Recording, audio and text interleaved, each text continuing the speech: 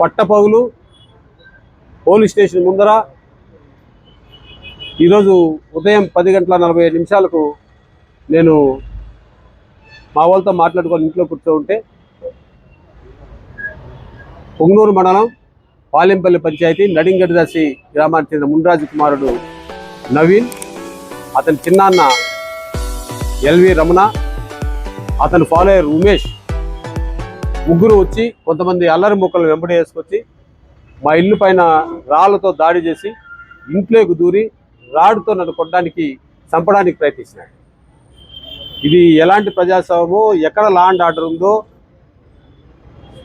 నాకు తెలిసి ఈ మధ్యలో మన వాళ్ళు పోలీస్ డిపార్ట్మెంట్ వాళ్ళు మాకు డ్రిల్లింగ్ చేశారు ఇక్కడ.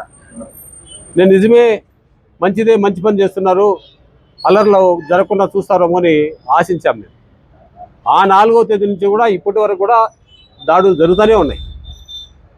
నిన్ను కూడా చెప్పాను, ఈ మధ్య వాళ్ళు బెదిరింపు కాల్సి వస్తూ ఉన్నాయని పోలీసుకు కూడా ఇంటిమేషన్ ఇచ్చినాను, కంప్లైంట్ కూడా ఇచ్చినాను.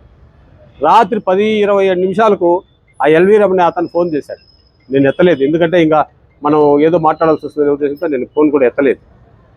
వాళ్ళు చాలా రోజుల నుంచి కూడా మాకు వాళ్లకు విరోధం ఉంది, చంపాలనే ప్రయత్నించినాడు. టయానికి మా వాళ్ళు అడ్డపడ్డారు కాబట్టి సరిపోయింది, లేకపోతే రాడ్తో కొట్టి చంపేవాడు.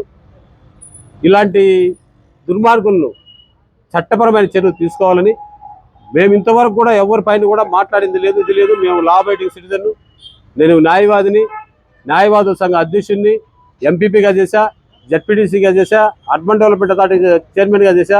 ఎక్కడ కూడా ఇంతవరకు ఎవరిపైన కూడా ఒక మాట మాట్లాడింది కానీ దౌర్జన్యం చేసింది కానీ ఎక్కడ కూడా లేదు.